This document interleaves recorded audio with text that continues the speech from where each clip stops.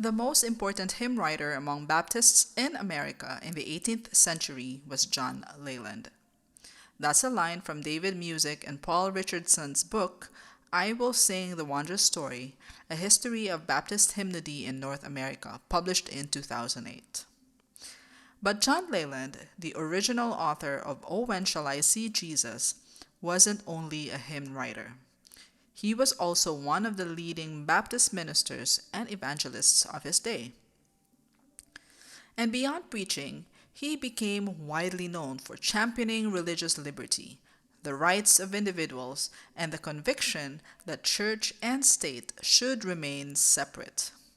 He fought so persistently for these principles that he became a key figure in the so-called Virginia experience, where James Madison and Thomas Jefferson became important allies.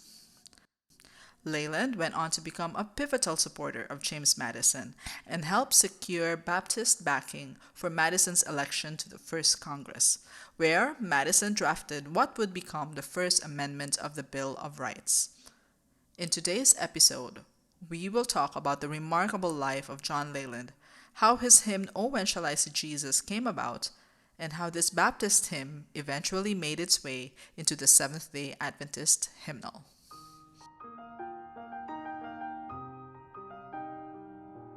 Hi, I'm Irene Bennett, and you are listening to Open Your Hymnals, exploring hymns to help us sing with understanding, deepen our spiritual journey, and make worship more meaningful. In this podcast, we will dive into the lives of hymn writers and composers, analyze how the lyrics intersect with God's Word, how music becomes an effective carrier of the message, and how we can apply these things in personal devotions, home worship, church life, and community ministries.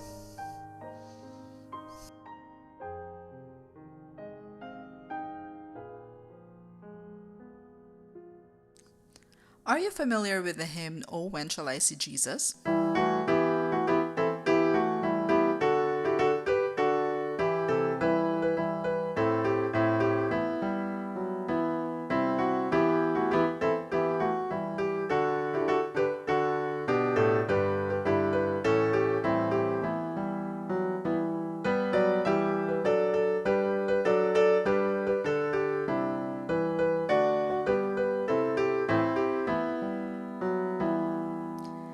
I first learned this hymn when I was in elementary school.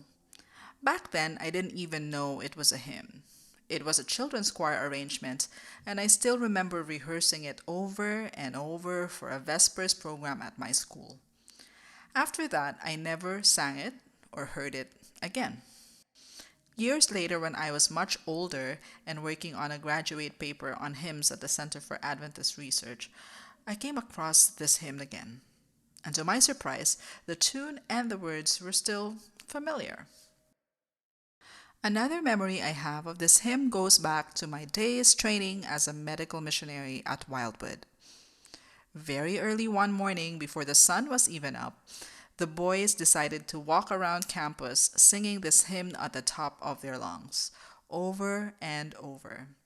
And for the rest of the day, many students and faculty experienced LSS, or Last Song Syndrome. We were humming the tune mindlessly while we worked, while we waited in line for food, and even during class. I remember we'd catch ourselves mid-phrase and just laugh, realizing our minds had been completely conditioned by that early morning serenade. And honestly, the melody itself is fascinating. You don't hear many hymns in a minor key. But paired with a text full of questions about when Jesus is coming, it actually fits. And then you add the syncopation and that distinct Americana flavor, so rooted in early American folk song, and it's no wonder the hymn really sticks. To this day, it's still one of my favorite hymns. From last week's episode, I mentioned that the majority of hymns are made through matching a tune with a text. Since they are usually separate entities, they are created at different times by different people. Hymnal editors are the usual matchmakers, but sometimes the writer already has a specific tune in mind and writes out for that tune, or vice versa.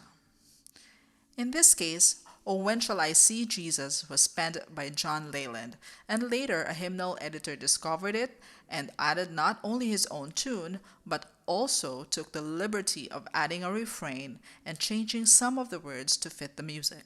But more on that later. Our person of interest is the hymn author John Leland, born in Grafton, Massachusetts on May 14, 1754. In his earliest memory of religion, he was only 3 when a preacher came to their home to baptize him and his siblings, and he panicked. He ran as fast as he could down a little hill, fell on his nose, and ended up with a bloody face. His maid caught him and scrubbed the blood off, but the moments stayed with him. Even as a child, he felt baptism was something done to him and not something he chose. By age 5, Leland could already read and was quick at learning. But his teachers dismissed him because of his rough manners and later kicked him out of school. His father tried apprenticing him to whoever would take him, a minister, a doctor, but none of it fit. Leland had other ambitions. He wanted to become a lawyer. But with no library at home, he educated himself mostly with one book, the Bible. He later said it became his best companion, and as he read it, he felt a growing conviction that he was spiritually lost and that conscience alone wasn't enough to reform him. In the summer of 1772, John Leland was walking home from one of his frolics, some kind of evening diversion, when he was suddenly gripped by conviction. He said it felt as though a voice from above spoke to him. "You are not about the work which you have got to do." From that moment, he couldn't shake the sense that his life was meant for something more. In today's wording, "you are not about the work which you have got to do" can be rephrased as, "you're not doing what you're supposed to be doing." And Leland understood it as a wake-up call. In the days that followed, the pleasures that used to attract him lost their sweetness. To test it, he went to a party, but everything just felt disgusting, and so he left early. On the walk home with another friend, Leland realized he could talk about only one thing: God and religion. Soon after, he heard about a visiting preacher in Grafton, Massachusetts, Elhanan Winchester, known for preaching serious gospel truth. Leland went to the meetings, and one night he saw a girl he knew from a party scene, and this girl went forward and testified about her conversion. That surprised him and sobered him. He kept attending meetings, and the conviction deepened until shortly after his 20th birthday, he was baptized. After Leland's baptism, he still wasn't sure what he would do with his life. His mother believed he could be a preacher, but he had so many doubts. Even though others thought he was good at preaching, he personally felt agitated by it. At one point, he even feared that the verses he would quote in a sermon were being provided by the devil and not by Christ. It was pure mental torment. He spent much time in prayer, agonizing over what the Lord would have him do. In his writings, he said, the Holy Spirit moved him to become a preacher. And once he received that conviction, he began preaching immediately, starting in the towns near him. His journals contain a faithful account of the places he preached at, reaching up to hundreds of preaching appointments in a year. John Leland, while an astute preacher, also wrote hymn texts. He wasn't nearly as prolific in hymn writing as he was in preaching, but he did write about 10 hymn texts.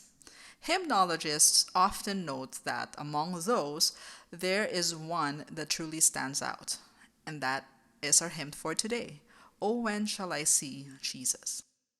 Clark Kimberling, a mathematician and musician, wrote in the Canterbury Dictionary of Hymnology that this hymn is among the most widely published of Leland's hymns, maintaining a presence in hymnals throughout the 20th century as well as in anthem arrangements.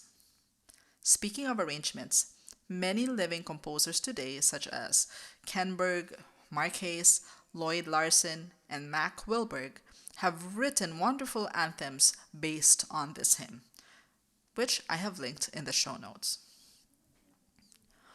While this hymn became especially popular in the 20th century, it's important to note that it first gained major traction when it was included in one of the most influential singing books in America at that time.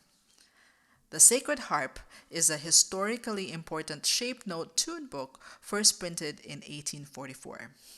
It was used in singing schools to teach the rudiments of music, but more than that, it provided harmony parts for congregational and community singing. Out of this book developed a distinct tradition called sacred harp singing, an a cappella style where singers arrange themselves in a hollow square with rows of chairs or pews on each side assigned to the four parts: the treble, alto, tenor, and bass. The treble and tenor sections are usually mixed, with men and women singing the notes an octave apart. There is no single leader or conductor. Instead, participants take turns leading. Leading is done in an open palm style, standing in the middle of the square facing the tenors. Benjamin Franklin White is best known as the main compiler of the Sacred Harp. White was a singing school master, a composer and writer, and at one point a major. When he came upon Leland's hymn text, he knew exactly what kind of melody to match to it. But instead of preserving Leland's original text as is, he altered the text significantly so it would fit the tune he already composed. A more detailed analysis of how he broke down and reshaped the text is in a blog article on Hymns for Worship, and the link will also be on the show notes. One of the key ways White contributed to the final form of this hymn was by adding the repetitive phrase, "and shall hear the trumpet sound in that morning," to bring unity to each stanza. He also added a chorus, and interestingly, because of this repeated line, some people assumed it was adapted from a Negro spiritual. Kimberlin clarified that this assumption likely came about because another researcher found a slave song with a similar idea. The song goes, "You may bury me in the east, you may bury me in the west, but I'll hear the trumpet sound in that morning." And so the hymn develops into the version many of us recognize. The morning trumpet form with the repeated line, "and shall hear the trumpet sound in that morning," and the well-known chorus, "Oh shout, glory." The word trumpet isn't in the earliest version, but it becomes central in the later version that White popularized. I'd like to talk about how this hymn became part of the SDA hymnody, but before we do that, here's Sophia Tatalbasidis and Thomas Mayhew singing this hymn. A few things to note. Listen for that line that repeats, "and shall hear the trumpet sound in that morning," and count how many times it is sung. Oh, when shall I see Jesus and reign with him above, and shall hear the trumpet sound in that morning, and from the flowing fountain drink everlasting love, and shall hear the trumpet sound in that morning. Oh, shout glory, for I shall mount above the skies when I hear the trumpet sound in that morning. Gird on the gospel armor of faith and hope and love, and you'll hear the trumpet sound in that morning. And when the combat's ended, he'll carry you above, and you'll hear the trumpet sound in that morning. Oh, shout glory, for I shall mount above the skies when I hear the trumpet sound in that morning. Morning.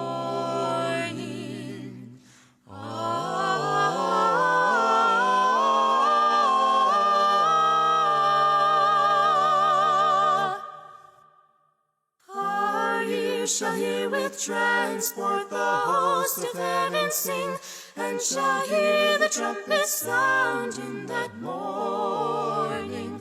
Our tongue shall chant the glories of our immortal King, and shall hear the trumpet sound in that morning. Oh, shout glory, for I shall mount above the skies, when I hear the trumpet sound in that morning. Oh, shout glory, for I shall mount above the skies, when I hear the trumpet sound in that morning.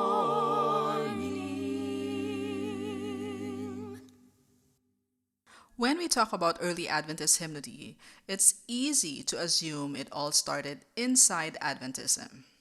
But a lot of it actually came in through a moment of urgency.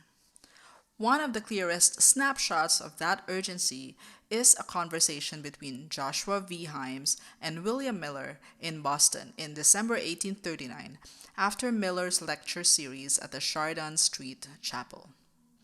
Himes basically pressed him with a blunt question. Do you really believe what you are preaching?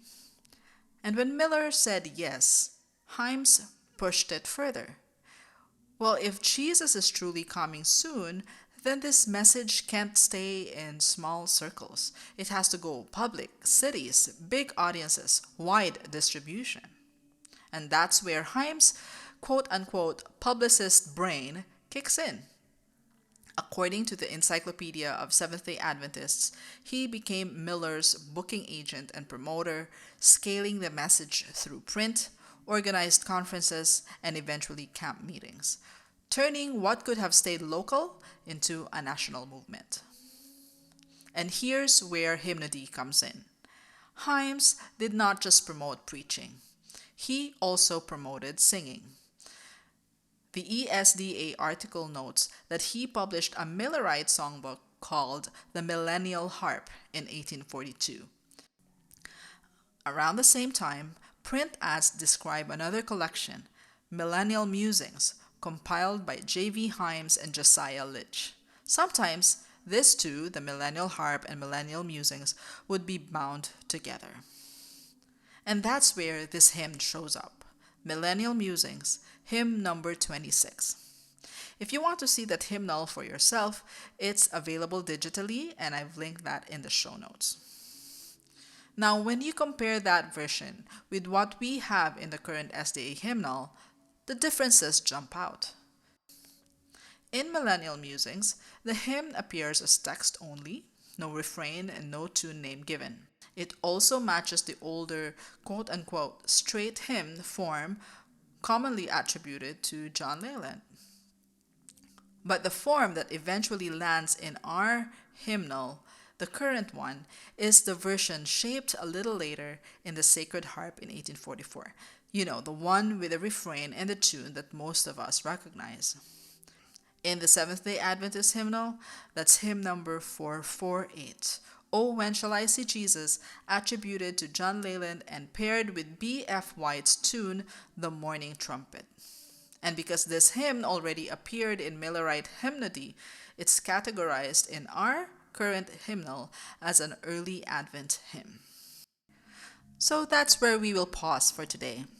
This is the end of part 1, the backstory, how this hymn traveled through the Baptist hymnody to the Millerite repertoire and into the Seventh-day Adventist hymnal. In part 2, we will do a deeper dive into the text itself, what it's saying, why it resonates so strongly with Adventist hope, and how we can apply it practically in our lives. I'll also walk you through how the piano arrangement from Almost Home interprets this longing, urgency, and hope in sound. And so until next time, open your hymnals and let's keep singing with understanding.